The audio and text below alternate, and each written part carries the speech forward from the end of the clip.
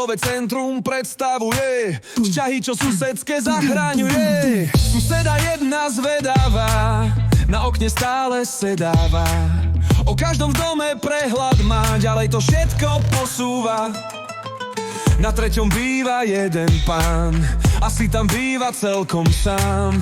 Suseda myslí si, že je nemý, z bytu mu neznejú žiadne vnemy. Suseda v zošite nič o ňom nemá, snaží sa zistiť, spať jej to nedá. Prečo je ticho, to ani nechodí, závery všelijaké ona hneď vyvodí.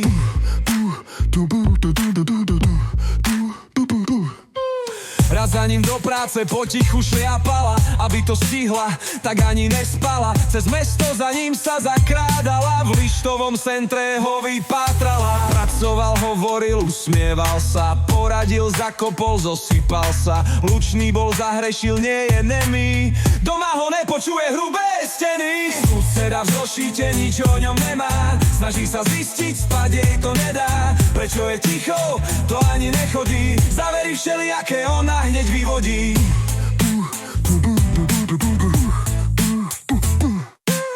Ako sa skrývala za regálom, našla tam reklamu na podnájom. Maličkosť na zemi priťahol jej zrak, už chápe ticho aj prečo je to tak. Schlitter Ditra Sound je dôvodom, prečo ho tá nepočuje za stolom. On tam ticho nie je hip-hop, tancuje, izoloval zvuk a potom žúruje. Suseda už zošite niečo o ňom má, zistila si však, čo všetko sa dá.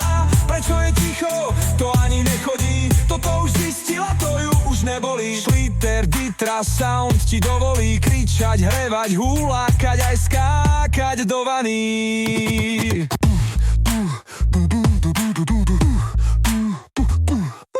Pán z tretieho raduje sa, suseda ta jeduje sa. Zistila ta len jednu vec, nie je ten ticho, je to len kec.